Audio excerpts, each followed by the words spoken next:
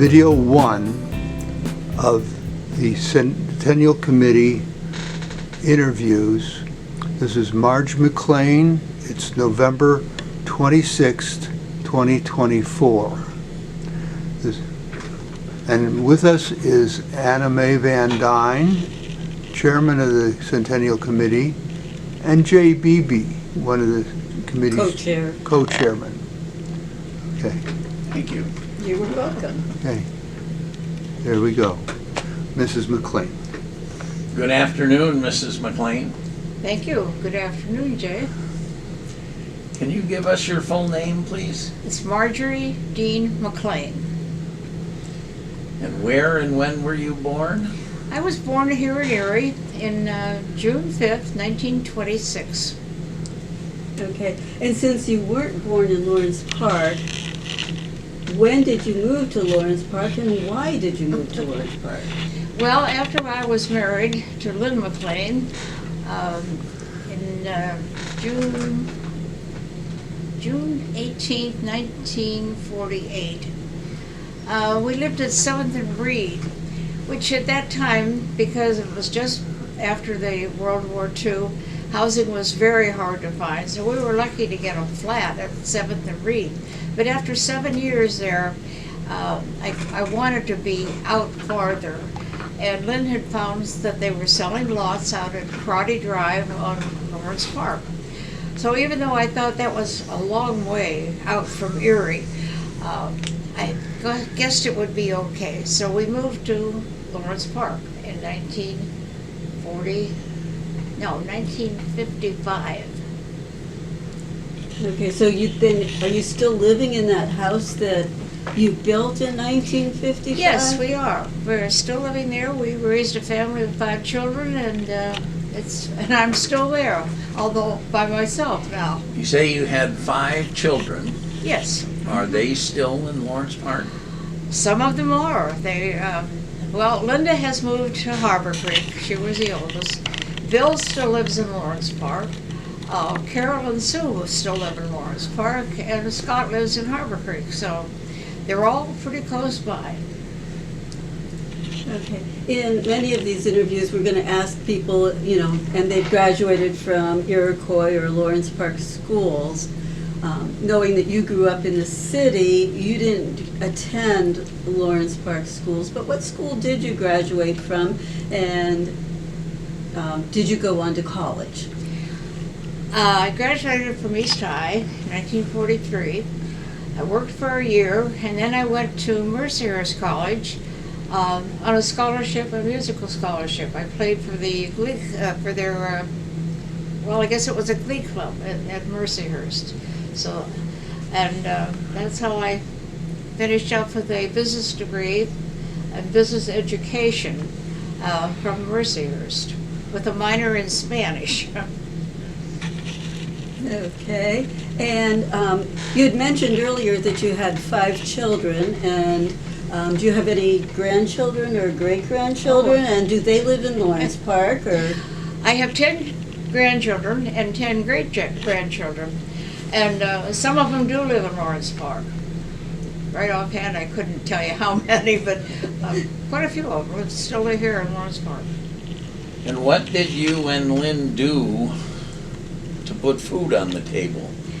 Well, I did not work for a while, as you can understand, while the children were small. But this one day I came to the Lawrence Park High School office to put in a PTA notice. And Mr. Scowl said to me, why don't you go talk to Mr. Rhodes and then we'll see you. And then when I went back to talk to Mr. Scully, he said, can you come to work on Monday? Which shocked me, but I thought, great, I'd love to. So I scrambled around and made accommodations for babysitter and started to work at Lawrence Park High School. Lynn had gone after he came home from World War II. He was in the Marine Corps. He went on to the GE apprentice course for 4 years, and then he decided to finish his degree. So he was going to Gannon and finishing his degree, while we still had our oldest children. So, And what year did you start at Lawrence Park? I started at Lawrence Park in about 1965, 66, just before it became Iroquois. But I did teach there for a while in the old Lawrence Park School. I was teaching typing at that time. Then I had another baby. So and then when I came back, they needed a Spanish teacher, so I was recruited for Spanish. That's what I taught. And how long did you do that?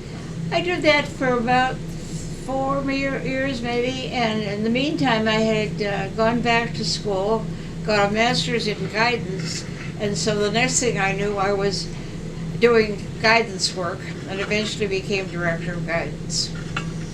As an aside, Mrs. McLean was my guidance counselor a few years ago. You mentioned two names that some of us listening to this recording would not know who they are, Mr. Scala and Mr. Rhodes. Could you kind of explain what they did at the school? Mr. Scala was the principal of Lawrence Park High School for many, many years. And Mr. Rhodes, H.K. Rhodes, was the superintendent of schools. So they were the two head honchos of the Lawrence Park school system. What are your favorite memories of Lawrence Park? Oh, I've got so many good memories of Lawrence Park. The kids, for the most part, were just great kids. I enjoyed them. I really did. The staff we had a good staff. The staff generally got along very well. We had a good administration. And so, all in all, Lawrence Park was a very good school. How about raising your children? Were there any favorite memories of, as your children were growing up in Lawrence Park, that involved both Lawrence Park and your children? Well, there's a great many memories. I guess some of the memories are of the football, basketball games. Both Bill and Scott played. Bill played basketball more than football, but Scott was the one that played football more than the basketball. But boy, we enjoyed going to the games for both the boys, and it was a great school to have your kids in. Who was your favorite Parker, or maybe the Parker you admired most during your time here? Or groups of Parkers? Oh, that's pretty hard to pick out any one, Jay. I mean, there's been many very nice people. I think almost without exception, the kids at Lawrence Park were really good kids. And we had a lot of good times together. For many years, I guess over 10 years, I had the debate club. And when you are involved in an activity like that, you get to know the kids very well. And some of those debaters have gone on to very good things. You have been made a member of the Legends of Iroquois. What does that mean to you? I was really very touched when they began this idea of having Legends of Iroquois. And it sort of means that you've done some things that hopefully have been good and have been memorable, and you've left an impression on Lawrence Park in general. So I think that that's what Legends of Iroquois, I hope people remember me kindly. Who are some of your fellow legends that you have fond memories of? Well, one of my fond memories is Shirley Westcott. She and actually there were 4 of us that sort of hung around together. Be Shirley Westcott, Alma Powell, Margaret Atkin, and me. We not only became friends at school, we had many little trips together. We always managed to go down where they do all the retail selling down eastern Pennsylvania. think of the name of that place. Can you? No. Okay, doesn't matter. But we had a lot of good times.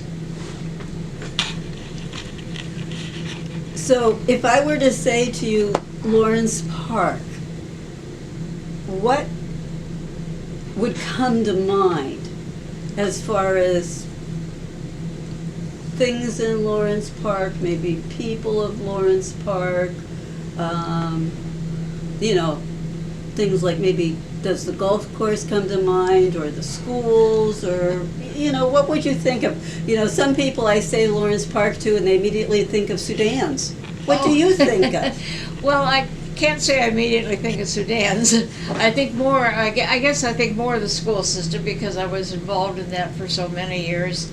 And then, of course, I think of the golf course because I've also been involved in that since about 1955. And I'm still playing golf. Played last week, in fact. Enjoyed the golf course, enjoyed the people of Lawrence Park. I think Lawrence Park has some fond memories for a lot of people. I think it was a community, is a community that tries to take care of its people, its children. They attempt to have a good school system. How has Lawrence Park changed in the time you've been here?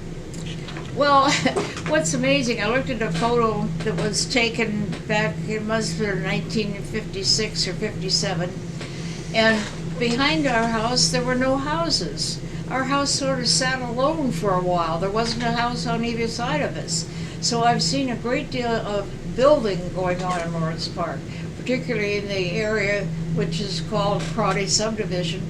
The area that we built. It's and of course Lake Cliff was even after that. So I've seen a lot of construction in Lawrence Park, a lot of new families move in, a lot of good people. What about the businesses? When you first moved into Lawrence Park in the 50s, were there businesses that you frequented on Main Street or other areas of the town? And do they still exist, or what do you do now? Well, right on the corner of Smithson and Main Street was the red and white, I think they called it. Souls, red and white. Anyhow, that was a place that we did a lot of grocery shopping.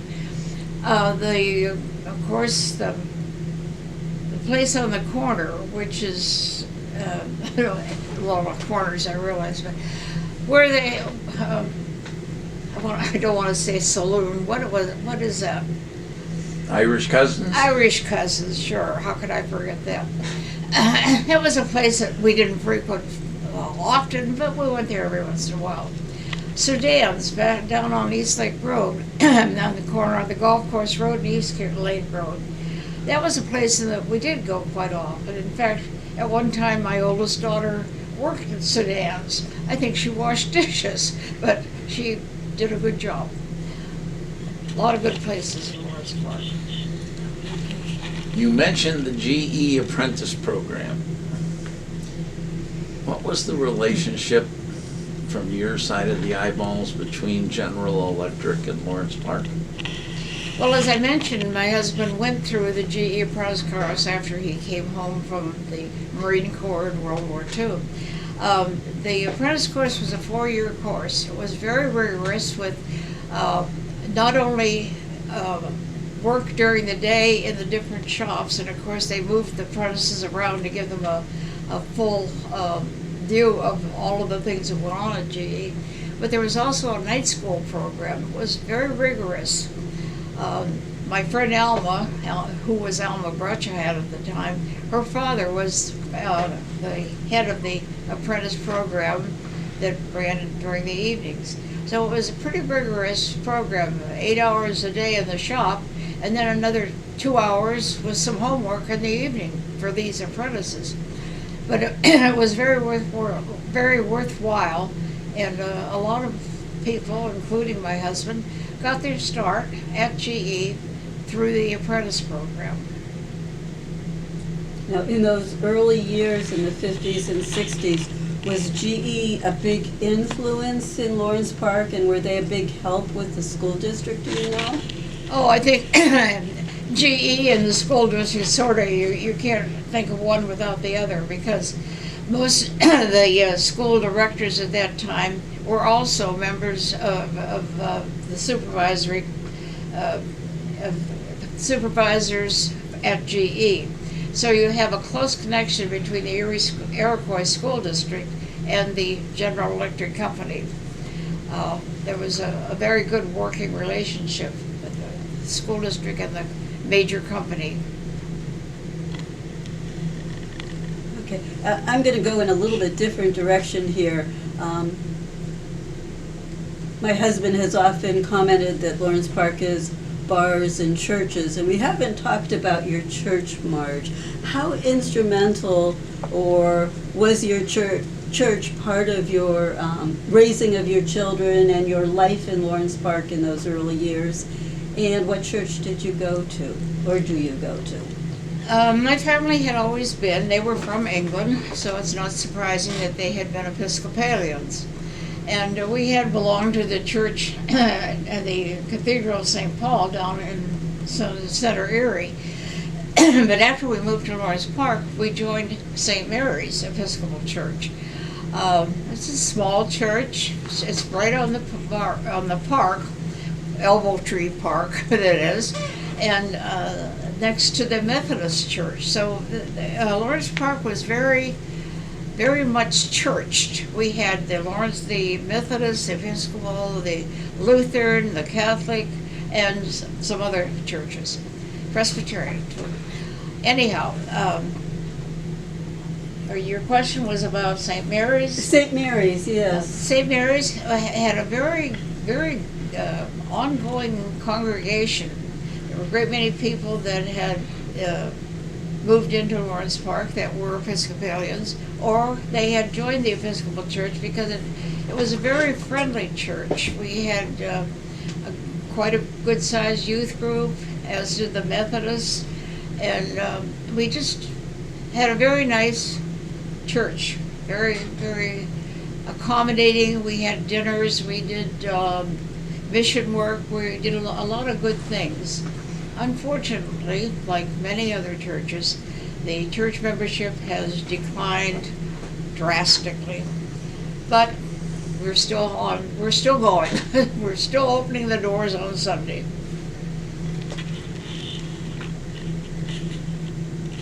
Are there other things that we're not asking you that you'd like to tell us about Lawrence Park? Oh, I can't think of a whole lot. You've covered a lot, but I do think the sports have always been important in Lawrence Park. I think everybody has supported the football team, the basketball team, and even the minor sports, maybe like track. So sports have always been very important. Also, music. At one time we had a really fantastic band. That was when Dick Bundy was our director, and it was really amazing for a small school to have such a big band. So we've had not only sports affairs, but cultural affairs. It's just been a wonderful community to live in. I think that I'm grateful that we moved out here. I would never have wanted it to be otherwise. If you could change anything about Lawrence Park, is there anything you would change? I'd have to think about that for a long time because I can't think of anything right offhand that I would change. The only problem that I see, perhaps it won't happen, but the row-type houses have been in existence for over 100 years, and they're still in excellent shape. But you kind of wonder what's going to happen in the next 100 years, but I guess I won't worry about that. I can't think of anything else. Think of anything. This concludes the interview. Very good. Thank you very much, Mrs. I've enjoyed McLean. it.